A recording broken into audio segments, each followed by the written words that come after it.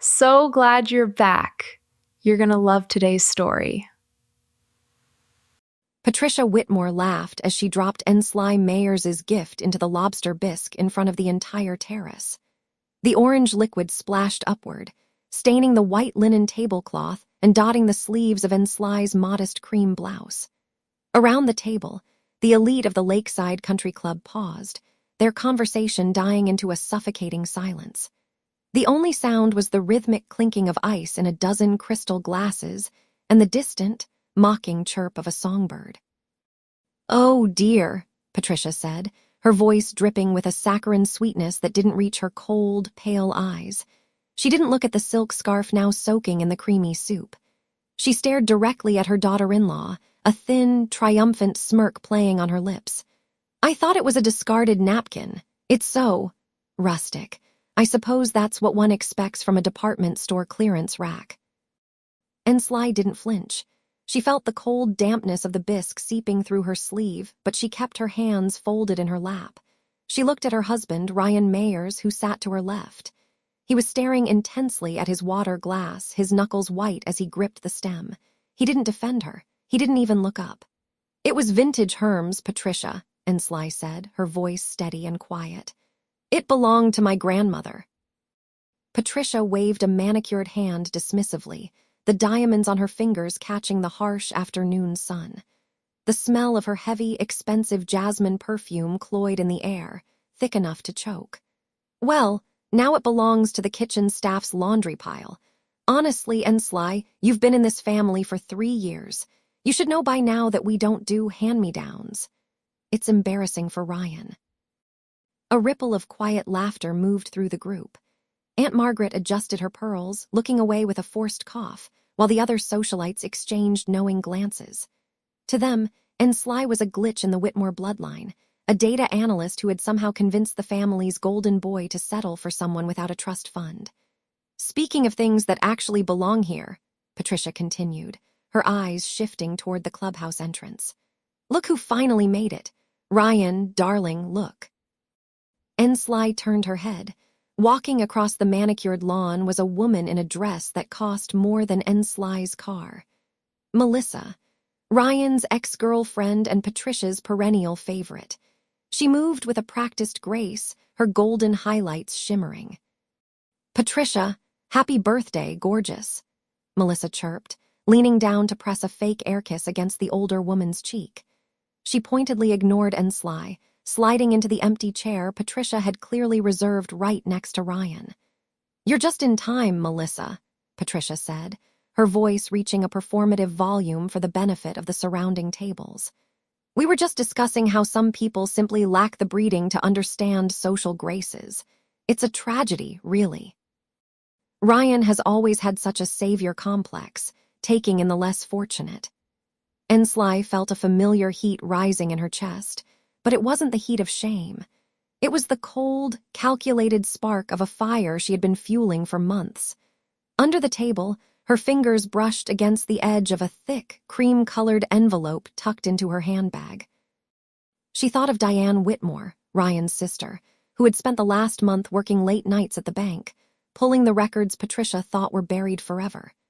She thought of the charity accounts Patricia had been draining to fund her gambling debts at the high-stakes tables in Atlantic City. "You're right, Patricia," Ensley said, picking up her spoon and calmly moving a piece of lobster meat to the side of her plate. "Breeding is everything. It's so hard to hide one's true nature, isn't it? No matter how much jewelry you drape over it." The table went silent again. Melissa's smirk faltered. Patricia's eyes narrowed into slits, her face flushing a mottled red beneath her expensive foundation. "What did you just say to me?" Patricia hissed, leaning forward. The scent of jasmine was suddenly overtaken by the sharp, metallic smell of the silver spoons. "I just mean that family secrets have a way of coming out," Ensley replied, her tone conversational, almost pleasant. She reached into her bag and pulled out the envelope, placing it on the table. She didn't open it. She just let it sit there, the heavy weight of it anchoring the linen. "Especially when those secrets involve the Whitmore Foundation's endowment funds." Patricia's gaze dropped to the envelope. For a fraction of a second, the arrogance vanished, replaced by a flicker of pure, unadulterated terror. Her breathing hitched, a small, jagged sound that only Ensley and Ryan could hear. "I have no idea what you're talking about," Patricia stammered, though her hand trembled as she reached for her wine glass. "I'm sure you don't," Ensley said. She turned to Ryan, who was finally looking at her, his eyes wide with a mix of confusion and burgeoning fear. "But we'll have plenty of time to discuss it. After all, the 50th anniversary gala is only 10 days away.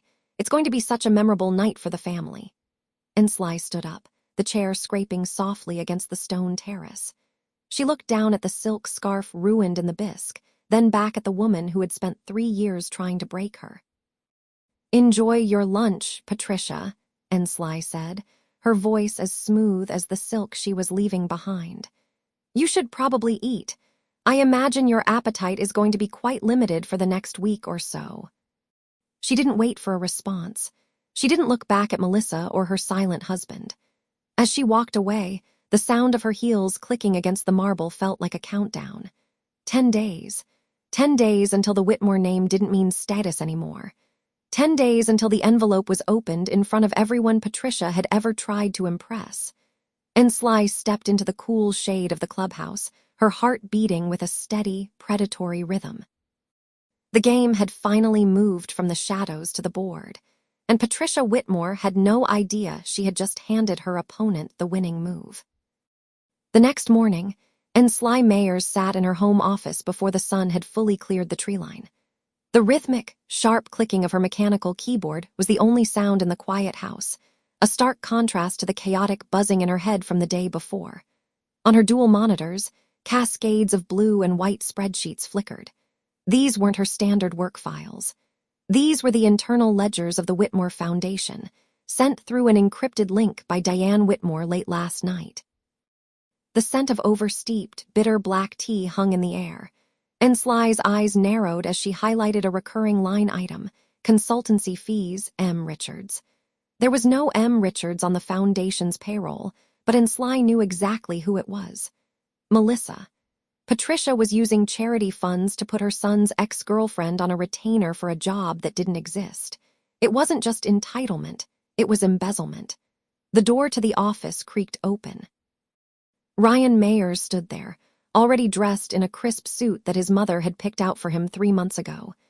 He smelled of the heavy, floral cologne Patricia insisted he wear, a scent that always made Ensley's throat tighten. He wasn't carrying breakfast or a peace offering. Instead, he held a sleek, silver shopping bag from an upscale boutique on Fifth Avenue. "I picked this up on the way home last night," Ryan said, his voice cautious, as if he were approaching a wounded animal. He set the bag on her desk, right next to her mouse bed. "It's the same silk pattern as the one from yesterday, I thought. Maybe you could send it to Mom, with a card. Just a quick apology for the misunderstanding at the clubhouse." Ensley looked at the bag, then up at her husband. The audacity of the request tasted like copper in her mouth. "An apology, Ryan." "She poured soup on me in front of the entire committee." "She's stressed about the gala, Ensley. You know how she gets." Ryan sighed, leaning against the doorframe. "She called me this morning. She's willing to forget the whole thing if you just show a little grace. In fact, she said if you send the gift, she'll still let you sit at the head table for the Foundation's 10th anniversary next Friday." Next Friday. The countdown in Ensley's head shifted from 10 days to 9. "And if I don't?" Ensley asked, her voice dangerously calm. Ryan looked at his shoes. "She mentioned that the family loyalty agreement needs to be signed before the gala. If it's not, she's going to talk to the board about your stability. She thinks your job at the firm is making you high-strung and sly. She's worried about our reputation." There it was, the second offense. Patricia wasn't just content with public humiliation. She was now using Ryan to threaten Ensley's professional life. She was reaching into their marriage and using her son's spinelessness as a scalpel. "I'll take it under advisement," Ensley said, turning back to her screens. "Ensley, please, just be the bigger person for once." Ryan turned and left, the floorboards groaning under his retreat. As soon as the front door clicked shut, Ensley reached into the silver bag. She pulled out the scarf, a $1,200 piece of hand-painted silk. She didn't look for a card. Instead, she found the receipt tucked into the bottom of the bag. Ryan hadn't used his personal account. He had used their joint savings, money they had set aside for a down payment on a house away from his mother's shadow. Her fingers trembled as she smoothed the silk against the mahogany desk. The texture was sickeningly soft. She picked up her phone and dialed Claire. "Is the recording clear?" Ensley asked when her friend picked up. "Crystal," Claire replied. "I've got Patricia on video laughing about the bisque bath to Melissa afterward. It's gold, Ensley. What's the next move?" "I need you to contact the auditor we spoke about," Ensley said, her gaze fixed on the line items on her monitor. "And Claire." "I need a courier. I'm sending a package to Diane at the bank. It's time to show the Whitmores what a glorified bookkeeper can actually see when she looks at a balance sheet." She hung up and looked back at the screen. She hadn't just found the payments to Melissa. She had found the deed to Patricia's primary residence in Greenwich. The house Patricia bragged about, the one she used to lord her status over everyone in the county, wasn't in her name. It was owned by a shell company that had been defunct for 3 years, a company whose remaining assets were legally tied to the mayor's estate through Ryan's late father. Patricia Whitmore was living in a house she didn't own, spending money that wasn't hers, all while trying to sign away Ensley's rights to the family name. Ensley picked up the new silk scarf. She didn't put it in a box. She walked to the kitchen, opened the cabinet beneath the sink, and used the expensive fabric to buff the grime off the trash can lid. When she was done, she tossed the ruined $1,200 rag into the bin. 9 days. The gala was in 9 days, and Patricia was expecting a daughter-in-law who would bow her head and sign a loyalty pledge. Ensley opened her email and typed a short, one-sentence message to the Foundation's board of directors, BCCing the local news investigative desk. "I have reviewed the preliminary audit for the 10th anniversary report, and there are discrepancies that require immediate public clarification." She hit send. The game hadn't just escalated, the board was finally set. Ensley leaned back, listening to the hum of the refrigerator, her heart beating with the cold, steady rhythm of a predator who had just found the jugular. Patricia wanted a show for the 10th anniversary. Ensley was going to give her one the world would never forget. 2 days later, the morning air held a biting chill that felt appropriate for the task at hand. Ensley Mayers sat in the far corner of a dimly lit bistro, her fingers tracing the condensation on a glass of iced tea. Across from her, Diane Whitmore looked like she hadn't slept in 48 hours. Her eyes were rimmed with red, and her hands shook as she pulled a thick manila envelope from her briefcase. The bistro was quiet, save for the low hum of an espresso machine, but Diane still leaned in close. She was the only one in the family who had ever truly seen Patricia for what she was, perhaps because she had spent a decade working in the compliance department of the very bank the Whitmore Foundation utilized. Diane slid the envelope across the table. Her voice was a mere shadow of its usual self. She told her sister-in-law that she had found it. She explained that it wasn't just a discrepancy, it was a roadmap of theft. Ensley opened the flap just enough to see the top sheet. It was a wire transfer confirmation. $11,200, categorized under Community Outreach, Youth Literacy Initiative. Below it was the destination account, a private aesthetic surgery clinic in Zurich. She felt a cold, sharp thrill run through her. This was the $11,000 crime, a blatant misappropriation of donor funds used to tighten the skin on Patricia's neck, while children in the city's poorest districts went without textbooks. It was the kind of discovery that didn't just ruin a reputation, it ended a legacy. Diane whispered that there were more. She mentioned 5 other transfers, all masked as charitable expenses, all flowing into Patricia's personal lifestyle accounts. She admitted she was terrified of what would happen if her mother found out she was the one who leaked it, but she couldn't watch the foundation be bled dry any longer. Ensley reached out and squeezed the other woman's hand. She promised that Diane would be protected. She told her that by the time this was over, Patricia would be too busy trying to stay out of a courtroom to worry about who held the flashlight. 3 hours later, Ensley returned to the Whitmore estate. The foyer smelled of cloying white gardenia, Patricia's signature scent, heavy enough to choke a room. The sound of rhythmic, sharp tapping echoed from the morning room. Patricia Whitmore was standing by the window, a list of gala attendees in one hand and a gold-plated pen in the other. She didn't turn around when Ensley entered. She simply continued her tapping, a sound like a ticking clock. She spoke without looking back, her voice dripping with the casual cruelty she wore like a designer scarf. She noted that Ensley was late. She suggested that perhaps the little data job was becoming too much for her to handle, and that she should consider resigning before the gala to avoid embarrassing Ryan further. Ensley stood her ground, her hand resting on the bag that contained the Zurich bank records. She said she was quite capable of managing her time. Patricia finally turned, her eyes raking over Ensley's sensible navy slacks and cotton blouse with visible disgust. She let out a short, sharp laugh. She told Ensley that capable was a word for housekeepers and accountants. She asserted that for women of their standing, the word was impeccable, a standard she claimed Ensley would never reach. The arrogance was a physical weight in the room. Patricia stepped closer, the scent of her perfume becoming an assault. She reached out and flicked a microscopic piece of lint off Ensley's shoulder, her manicured nail grazing the fabric with a dismissive scrape. She informed her that she had invited Melissa to the pre-gala brunch the following afternoon. She added, with a sickeningly sweet smile, that Ryan needed to be reminded of what a real partner looked like, someone who understood the weight of the Whitmore name. It was a blatant power move, a public humiliation intended to remind Ensley that she was an interloper in her own marriage. Ensley didn't flinch. She felt the weight of the envelope in her bag, a secret power that made Patricia's insults feel like the buzzing of a fly. She looked Patricia directly in the eye, her voice steady and terrifyingly calm. She said she looked forward to seeing Melissa again, and that she hoped the ex-girlfriend enjoyed the brunch, as it might be the last Whitmore event she'd be invited to.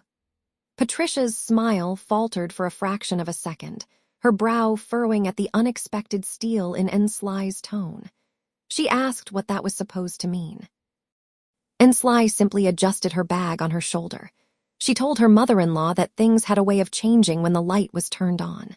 She turned and began to walk toward the stairs, leaving the older woman standing in the center of the room. Patricia called out after her, her voice rising in a pitch of entitled indignation. She demanded to know who Ensley thought she was talking to. Ensley paused on the third step. She didn't look back. She said she knew exactly who she was talking to. She then continued up the stairs, the sound of her own footsteps firm and deliberate on the polished wood. In her room, Ensley locked the door and pulled out the USB drive Diane had tucked into the envelope. She plugged it into her laptop, watching as the files populated the screen.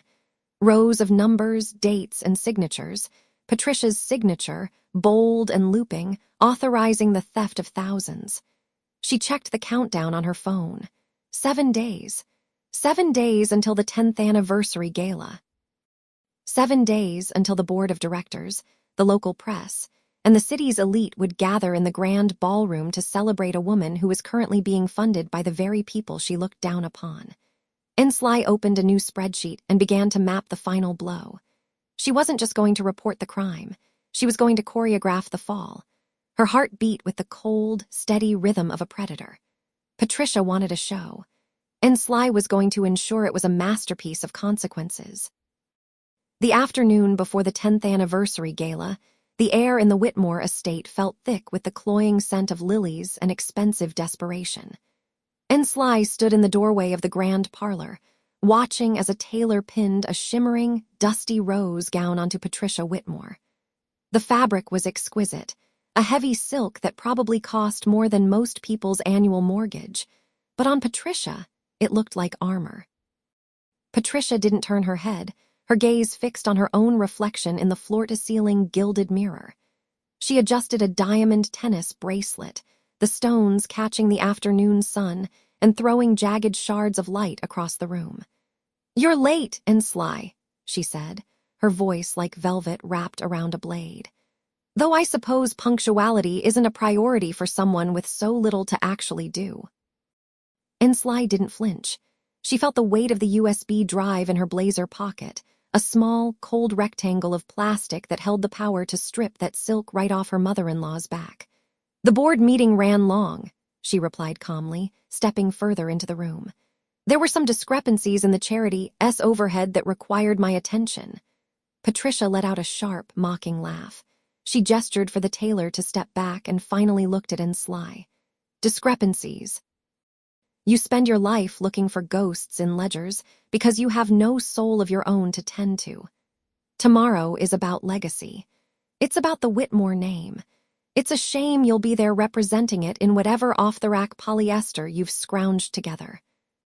The tailor moved to adjust the hem, but Patricia swiped her hand impatiently, nearly hitting the woman. She turned to Ryan, who was sitting on a velvet settee nearby, nursing a scotch. "Ryan, dear, do tell your wife that tomorrow night isn't the time for her little auditor act. It's embarrassing." Ryan shifted uncomfortably, avoiding Ensley's eyes. "Mom, let's just get through the fitting. Ensley is just doing her job." "Her job is to be a supportive wife, not a nuisance," Patricia snapped. She turned back to the mirror, smoothing the dusty rose silk over her hips. "This gala is my gift to this city. Every cent of the gala's budget was personally overseen by me to ensure perfection. It's about taste, Ensley, something you can't calculate on a spreadsheet." Ensley felt a surge of cold adrenaline. She took a step closer, the sound of her heels sharp against the polished marble. "I saw the catering invoices today, Patricia, and the floral arrangements. The numbers are remarkable, almost as remarkable as the accounts they're being drawn from." Patricia's eyes narrowed in the reflection. For a split second, the mask of arrogance flickered, replaced by a sharp, predatory stillness. "What is that supposed to mean?" "Only that perfection has a very specific price," Ensley said, her voice dropping to a low, steady hum. "I'm just surprised you're so comfortable with the risk. If the donors ever saw how the funds were being shuffled, the legacy you're so fond of would vanish overnight." Patricia turned fully now, her face flushing a blotchy red that clashed with the dusty rose of her dress.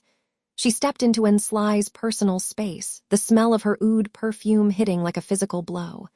"Are you threatening me? In my own home?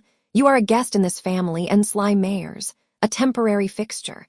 Do not mistake my son's weakness for your own strength. You have nothing. You are nothing." Ensley didn't move. She didn't blink. She watched the pulse jumping in Patricia's neck, the way her diamonds trembled with her suppressed rage. "I'm not threatening you, Patricia. I'm giving you a chance to be honest before the stage lights go up. Tomorrow is a very public place to have a private crisis." "Get out," Patricia hissed, her voice trembling with entitlement. "Go back to your little cubicle and your little numbers. Tomorrow night I will be on that stage, and you will be in the shadows where you belong. And on Monday, I'll make sure Ryan finally signs those papers to excise you from this family like the cancer you are." Ensley nodded once, a slow, deliberate movement. "As you wish. I'll see you at the gala." As she walked out of the parlor, she passed Melissa, who was waiting in the hallway with a smirk and a glass of champagne. Patricia had clearly invited her over to rub the betrayal in, but Ensley didn't even give her the satisfaction of a glance. She kept walking, her heart beating with the steady, rhythmic countdown of a ticking bomb. Back in her car, Ensley pulled out her phone and sent a single text to Claire. "Everything is in place. The dusty rose dress is the target. Make sure the high-speed cameras are calibrated for the podium." She gripped the steering wheel, her knuckles white. Patricia thought she was preparing for a coronation. She had no idea she was actually fitting herself for a shroud. The countdown had reached 24 hours, and for the first time in 5 years, Ensley felt like she could finally breathe. Tomorrow, the Whitmore legacy wouldn't just be challenged. It would be dismantled, piece by expensive, stolen piece. The evening arrived with a suffocating layer of humidity that even the industrial-grade cooling systems of the Whitmore estate couldn't entirely banish. The air inside the grand ballroom was thick with the scent of lilies and the sharp, metallic tang of expensive hairspray.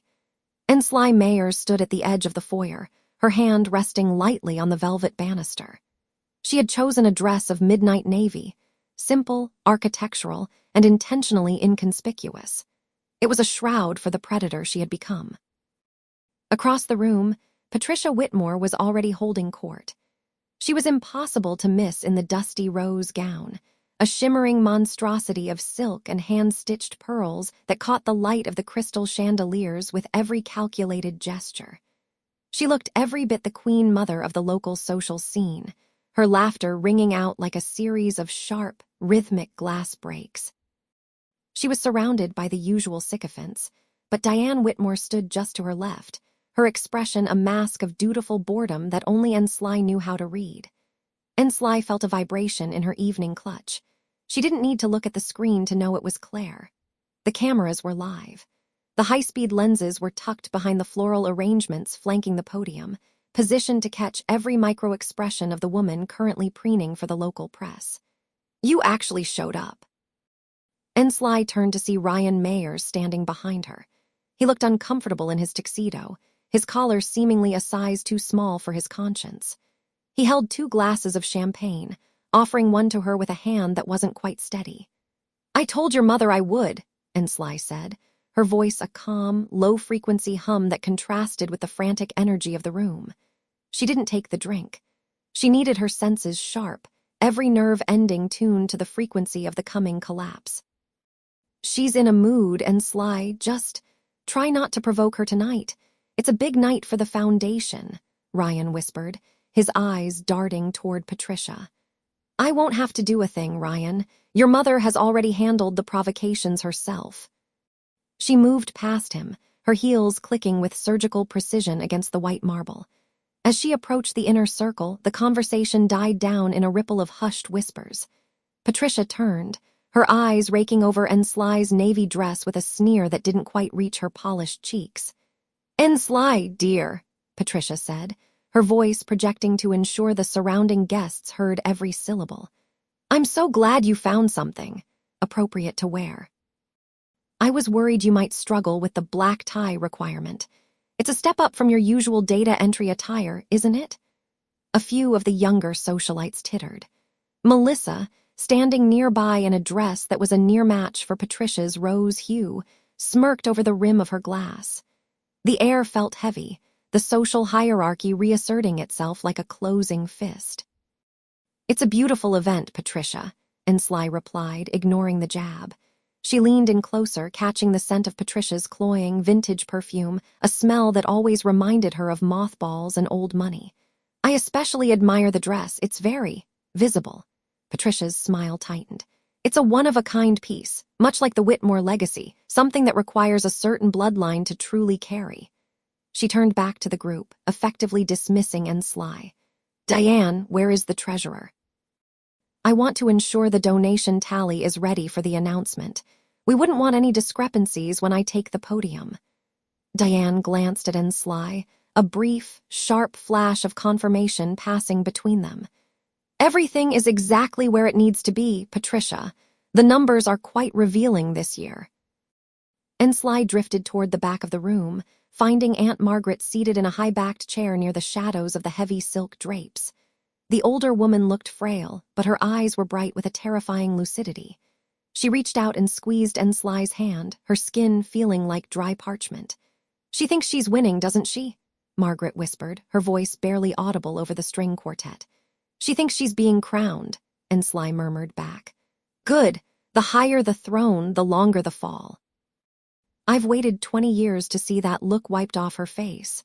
Don't miss, Ensley." "I never miss a decimal point, Aunt Margaret."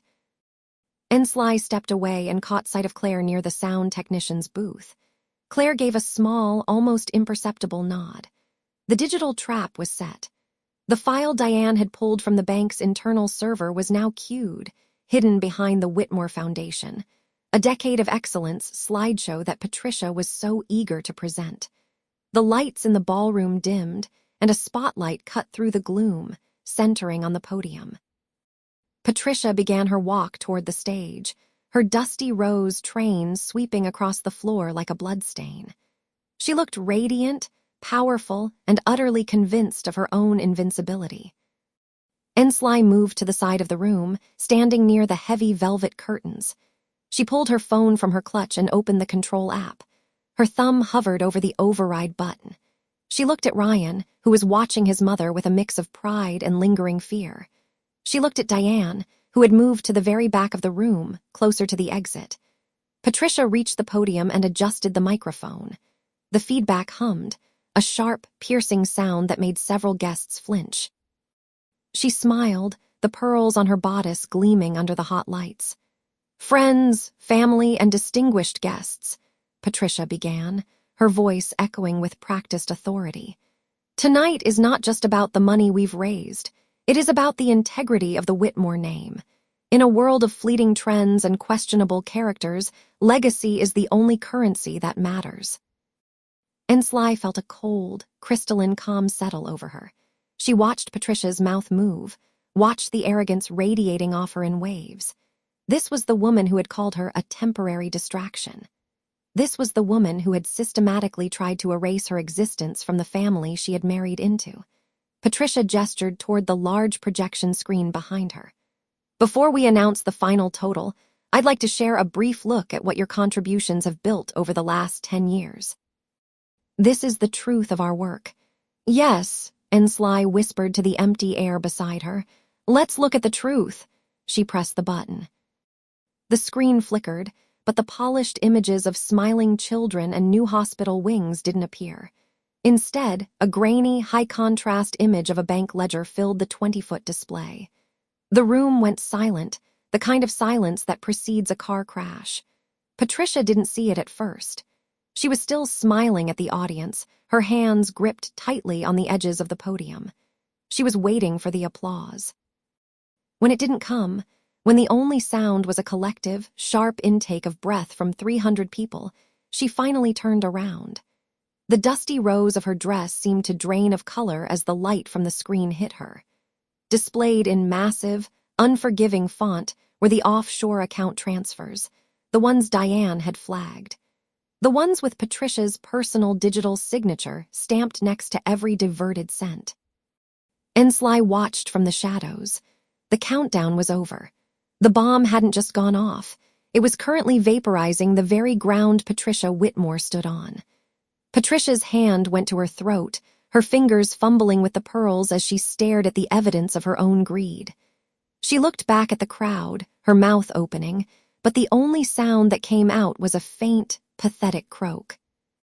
Ensley stepped out from behind the curtain, the navy of her dress making her a ghost in the periphery of Patricia's collapsing world. She didn't say a word. She simply waited for Patricia to find her in the crowd.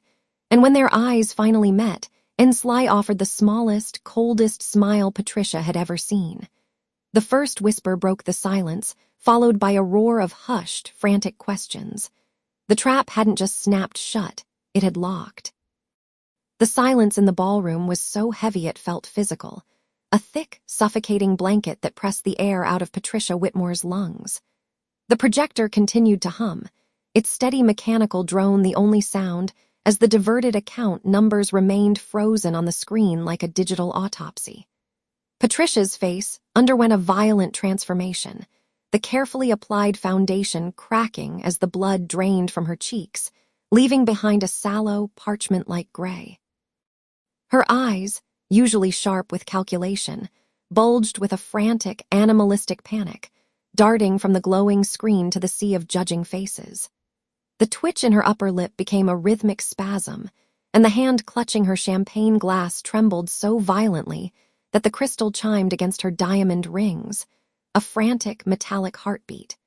She looked less like the queen of the social register, and more like a cornered thief realizing the locks had been changed from the inside. "This is a mistake," Patricia finally croaked, her voice cracking like dry glass. She looked around the room, searching for an ally, but found only a wall of cold, unblinking stares. "It's a fabrication, a glitch. Ryan, tell them your wife has finally lost her mind. She's jealous, she's small-minded, and she's trying to humiliate me because she knows she'll never belong in this world." Ensley didn't flinch. She stood in the center of the room, the navy silk of her dress shimmering under the crystal chandeliers. She felt the weight of the flash drive in her hand, the physical manifestation of 6 months of late nights and hidden spreadsheets. The scent of the expensive lilies decorating the podium suddenly felt cloying, a funeral shroud for a reputation that was currently being incinerated. "It's not a glitch, Patricia," Ensley said, her voice low and steady, cutting through the frantic tension. "And it's not just a digital signature. Diane, would you like to explain the wire transfers?" Diane Whitmore stepped forward from the edge of the crowd. She wasn't wearing her usual socialite mask. She was wearing the professional armor of a senior bank executive. She held a thick manila folder, her eyes fixed on her mother with a mixture of pity and ironclad resolve. "I tracked the routing numbers, Mother. The money didn't just disappear. It went into the offshore account you opened in my name without my permission 3 years ago. The account I closed this morning after turning the records over to the board." A collective gasp rippled through the room. Aunt Margaret leaned forward in her velvet chair, her eyes bright with a vindication she had waited decades to feel. Beside her, the board chairman, a man who had been Patricia's most loyal supporter, crossed his arms, his face hardening into a mask of pure, unadulterated disgust. "You peasant!" Patricia screamed, her composure finally snapping. She lunged toward Ensley, her heels skidding on the polished marble. "You think you can come into my house, eat my food, and destroy my life? You are nothing. You're a data clerk we picked up out of the gutter to keep Ryan happy." Ryan Mayer stepped between them. He didn't touch his mother, but the distance he maintained was more devastating than a blow. He looked at her as if he were seeing her for the first time. The entitlement, the cruelty, the rotting core of a woman who had spent his entire life making him choose between her and his own soul. "She didn't destroy your life, Mom," Ryan said, his voice thick with a quiet, exhausted clarity. "You did that. You just didn't think anyone was smart enough to notice." Patricia looked at her son, her mouth opening and closing like a landed fish. She turned to the crowd, her hands outstretched. "Security! Someone call security and have this woman removed. She's trespassing. She's—" "Actually," the board chairman interrupted, his voice booming across the ballroom. "We've already called security, Patricia, but they aren't here for Ensley. They're here to escort you to the library where the firm's legal counsel is waiting. I suggest you go quietly before the police arrive to handle the embezzlement charges." The room went deathly quiet. Melissa, who had been recording the entire scene on her phone from the back of the room, offered a sharp, mocking salute as she hit the upload button. The social death was already trending. The legal one was just beginning. Ensley stepped closer to Patricia, so close she could smell the expensive, cloying perfume and the sharp scent of panicked sweat. She didn't shout. She didn't gloat. She simply leaned in, her voice a whisper that only the woman who had tried to break her could hear. "You spent years telling me I didn't belong in this family, Patricia. It turns out you were the one who stopped belonging the moment you started stealing from it. Parasites don't keep the books. They just bleed the host dry until there's nothing left but a shell." Ensley turned her back on the wreckage. She didn't wait to see the security guards take Patricia's arms. She didn't wait to hear the frantic, high-pitched denials that were already fading into the background of the crowd's rising whispers. She walked toward the grand mahogany doors, her head held high, the click of her heels on the marble the only rhythm that mattered. She was done. The lion wasn't sleeping anymore, and the jungle was finally silent. The silence that followed Ensley Mayer's departure lasted exactly 3 seconds before the ballroom erupted into a cacophony of jagged whispers and sharp, intake breaths. Behind her, the heavy mahogany doors had barely begun to swing shut when the first shriek tore through the air. It wasn't a cry of grief, but the sound of a predator realizing the cage door had finally locked. Patricia Whitmore didn't just fall, she disintegrated. The carefully curated mask of the Whitmore matriarch, held together by expensive fillers and decades of practiced disdain, crumbled in the harsh light of the gala. Her features, once a fortress of high society arrogance, seemed to liquefy under the weight of the revelation. The skin around her jaw slackened, losing its fight against gravity as her mouth hung open in a jagged, silent O of pure shock. A frantic pulse throbbed in her temple, visible even from several feet away, while her eyes, usually as cold and hard as the diamonds at her throat, shattered into 1,000 shards of panic. She looked suddenly, violently old, the color draining from her cheeks until she was the shade of unbaked dough, her hands twitching uselessly at the air as if trying to catch the reputation she had just watched vanish. "She's lying," Patricia's voice finally returned, a thin, rattling sound that lacked its usual bite. She lunged toward the stage where the digital audit still glowed on the massive screens, her designer heels skidding on the polished marble. "Ensley is a gutter rat. She's manipulated the numbers. Ryan, tell them. Tell them your wife is a psychotic liar." Ryan Mayers didn't move. He stood in the center of the room, his shadow long and dark against the white floral arrangements. For the first time in his life, he didn't rush to catch his mother before she hit the floor. He looked at the woman who had spent 30 years telling him he was nothing without her name, and he saw the rot for what it was. "The numbers don't lie, Mother," Ryan said. His voice was low, carrying a weight that silenced the surrounding guests. "But you do, every single day." Aunt Margaret stepped forward then, her silk shawl draped over her shoulders like a shroud. She didn't look at the crowd, she looked only at Patricia. "I saw you do it, Tricia," she whispered, the sound carrying through the sudden, vacuum-like silence of the room. 10 years ago, when you took the inheritance meant for the help, I stayed quiet because of family. But Ensley, she's the only one in this room with enough spine to do what I couldn't." The socialites who had been sipping Patricia's vintage champagne moments ago drifted back in a synchronized wave, creating a wide, empty circle around the fallen woman. It was a physical manifestation of social death. Melissa, who had been brought here as a weapon to humiliate Ensley, held her phone high, the red recording light a tiny, glowing eye witnessing the collapse. She didn't look like a rival anymore. She looked like a scavenger watching a carcass. "Get your hands off me!" Patricia screamed as 2 uniformed security guards approached. She tried to strike the nearest one, her manicured nails clawing at his sleeve. "Do you know who I am? I am a Whitmore. I built this foundation. I am the reason any of you have a seat at this table." "Actually," a new voice cut through the hysteria. Diane Whitmore stepped out from the wings of the stage, a heavy manila folder tucked under her arm. The smell of fresh ink and ozone from the laser printer seemed to follow her. She didn't look like a bank employee now. She looked like an executioner. "You're the reason the foundation is currently under federal investigation. I've spent the last 6 hours at the branch office, Patricia. Every wire transfer you made from the family trust to your private offshore accounts has been flagged. You didn't just steal from Ensley. You stole from the IRS." Patricia's knees finally gave out. She slumped against a catering table, the silver platters rattling under her weight.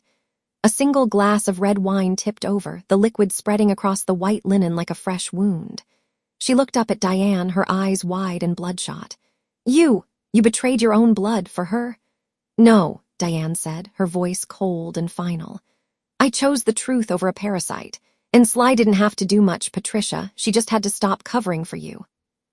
The sound of the security guards, heavy boots on the marble, was the only rhythm left in the room. They reached Patricia, their faces impassive as they took her by the elbows. She didn't fight this time. She seemed to shrink, her expensive gown suddenly looking 3 sizes too large for her trembling frame. At the back of the room, Ensley had stopped. She turned one last time, her hand resting on the cold brass of the exit handle. She didn't look triumphant, she looked relieved. She watched as Patricia was led toward the service entrance, away from the cameras, away from the lights, and away from the life she had stolen from everyone around her. "Wait!" Ensley called out. The guards stopped. The room held its breath. Ensley walked back toward the center of the floor. The click of her modest heels a sharp contrast to the frantic energy of the night. She stopped 3 feet from Patricia. The cloying, expensive perfume Patricia always wore now smelled like sour sweat and desperation. "You told me I didn't belong in your house, Patricia," Ensley said, her voice a calm, steady blade. You were right, because as of 4 o'clock this afternoon, the Whitmore estate was seized as collateral for the unpaid trust debts. I bought the deed from the holding company. Patricia's head snapped up, her mouth working but no words coming out. It's not your house anymore, Ensley whispered, leaning in so only the woman who had tried to ruin her could hear. I'll have your things sent to the motel on 4th Street, the one you said was only fit for people like me. You have until sunrise to vacate. Ensley didn't wait for a response. She didn't need one. She turned and walked out of the ballroom, leaving the ghost of Patricia Whitmore to haunt the wreckage of a dynasty that had finally run out of lies. As the heavy doors closed behind her, the cool night air hit her face, tasting of rain and freedom. Behind her, the gala was over, but for Ensley Mayers, the world was finally beginning. 6 months had passed since the heavy oak doors of the estate had slammed shut behind the last of the gala guests, echoing like a gavel through the silent hallways. The transition had been swift, a surgical removal of a cancer that had long since metastasized through the family's legacy. Now, the air in the sunroom no longer smelled of the cloying, expensive tuberose perfume that Patricia Whitmore had used to mark her territory. Instead, it smelled of lemon oil, fresh linen, and the crisp scent of the early October rain against the glass. Ensley Mayers sat at the mahogany desk that had once belonged to a long line of men who never expected a woman like her to hold the deed. She wasn't wearing the modest, mouse-gray sweater Patricia had mocked during their first encounter. Today, she wore a tailored navy blazer, her hair pulled back in a sharp, effortless knot. She looked at the spreadsheets on her monitor with the calm, practiced eye of someone who finally understood the value of every cent she managed. A soft knock at the door preceded Diane Whitmore. She carried 2 mugs of tea, the steam rising in swirling patterns. Diane had been the one to stay, the one who had seen the truth when the glitter finally rubbed off. She set a mug down on Ensley's desk, her expression a mix of weary satisfaction and lingering disbelief. She called the branch again today, Diane said, taking a seat in the velvet armchair that had been stripped of its gold leaf trimmings. Patricia, she's still trying to convince the junior clerks that there's been a clerical error with her personal accounts. Ensley didn't look up from her screen immediately. She let the silence hang, a luxury she could finally afford. And what did they tell her? The truth, Diane replied, a small, grim smile touching her lips. That her credit is non-existent, and the motel on 4th Street has already called twice about her overdue balance. She tried to threaten the manager with a lawsuit, telling him she'd have his job by morning. He laughed at her, Ensley. He actually laughed. The image of Patricia, standing in a cramped motel room with peeling wallpaper and the faint scent of stale cigarettes, trying to wield a power that had vanished like smoke, should have felt cruel. Instead, it felt like physics. For every action, there was an equal and opposite reaction. Patricia had spent decades building a throne out of other people's debt and dignity. It was only natural that she should end up in the very place she had once called fit for people like you. She's persistent, Ensley murmured, finally leaning back. I'll give her that. She's desperate, Diane corrected. Aunt Margaret told me she saw her at the grocery store last week. She was trying to return a half-empty bottle of gin, claiming it was corked to get the cash back. When the cashier refused, she started screaming about her heritage. The security guard had to escort her out. Margaret said she looked small, like the clothes didn't fit her anymore because the ego that filled them was gone. Ensley took a sip of her tea, the warmth grounding her. The victory was absolute, but it hadn't come without a price. She glanced at the small, silver-framed photograph on the corner of her desk. It wasn't a picture of the estate or the board members. It was a candid shot of Ryan, taken years ago on a beach before the weight of his mother's expectations had bowed his shoulders. Ryan Mayers was no longer in the house.